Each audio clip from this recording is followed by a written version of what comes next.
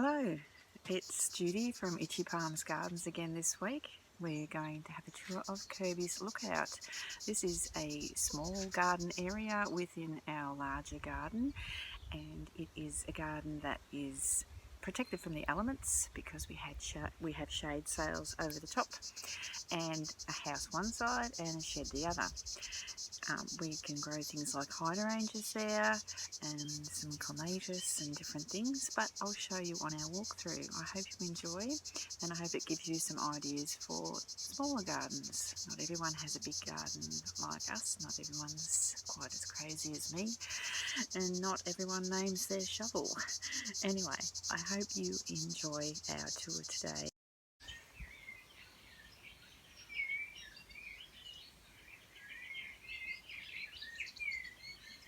Kirby's Lookout is a garden that runs from north to south.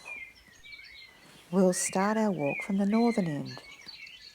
The southern end has a door to block out the frost in the winter. As I said earlier, this garden is sheltered from the west and the east by the shed and the house, respectively. There's a vanilla oleander at the northern entrance, which gets plenty of sunshine. Its creamy yellow flower has a lovely vanilla scent. Like the old saying goes, your home is your castle. Like many of the beautiful castles in Europe, I've planted Boston ivy on the shed. It's a lovely self-clinging vine that goes beautiful red in the winter, and I'll show you some pictures of that later. The beautiful big leaves of the elephant's ears give the place a bit of a tropical look, even though we are in southern Victoria, which is a long way from the tropics. Halfway along, just outside Kirby's window, I've planted a beautiful white clematis. It has lovely, massive white flowers in the spring.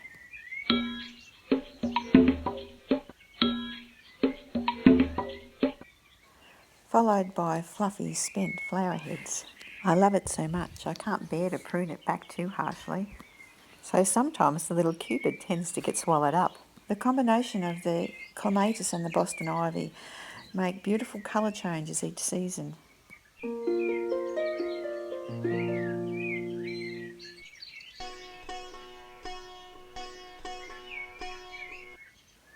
Because Kirby's Lookout's so sheltered, I can grow beautiful hydrangeas. Here's an oak leaf hydrangea, one of my favourites.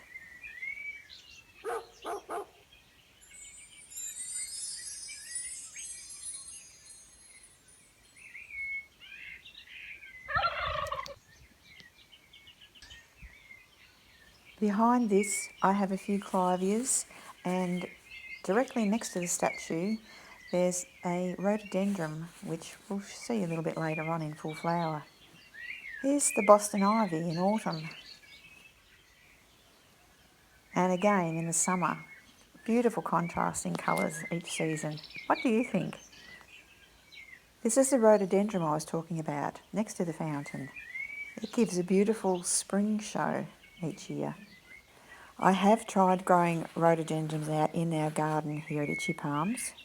Unfortunately, they get terribly burnt by the sun and they need quite a bit of water. So here at Kirby's Lookout, I can make sure they're in the shade with the sails above and the sheltered each side.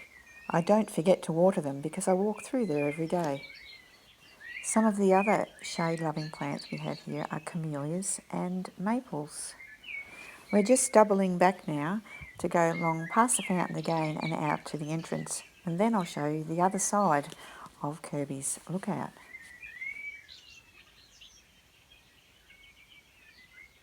There's an orange clivia flower peeping in through the back.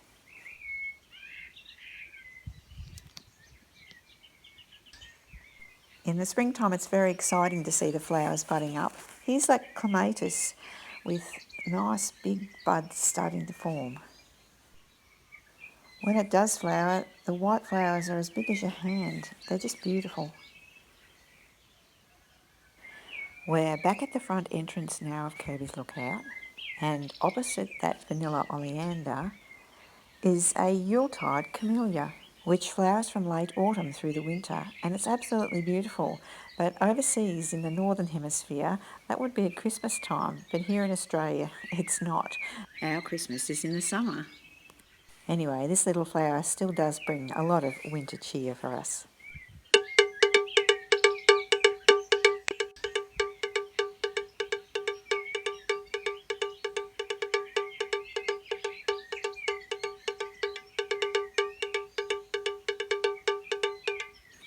This is a spring shot of a white arum lily next to that camellia. This is another shade-loving plant from New Zealand that I can't grow out in the open. I have a few acanthus planted in here, mainly to help shelter the clivias, because in the winter they are at their best and the clivias are at their most vulnerable with the frosts. Ah, we're directly under Kirby's window now. There's the sign, Kirby's Lookout.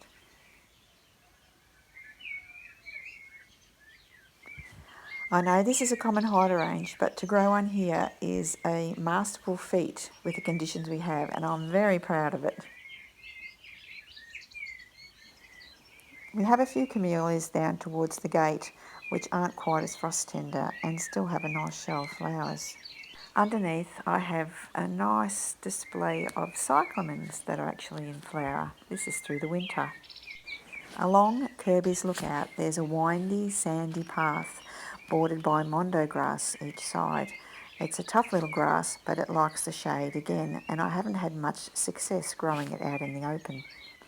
Here at Kirby's Lookout is the perfect spot, and it doesn't mind it a bit drier. At the southern end, near the door, I have two beautiful clematises. They're actually in self-watering pots, and they are thriving where they are, and I'm so happy because, again, a lot of these sorts of things get scorched here in the Australian sun. And lastly, here's a shot of the southern entrance with the frost door open at the moment, showing you another garden in Palms. Hello, back again after that little walk through Kirby's Lookout. There's lots of sorts of gardens around the place, and that's a shade-loving garden. And thanks to Paul, it's a garden that we can protect from the frosts because he made me that door right at the end that we can shut through the winter so the frost doesn't come in and eat away at all my clivias. Anyway, bye for now. See you next time. Happy digging.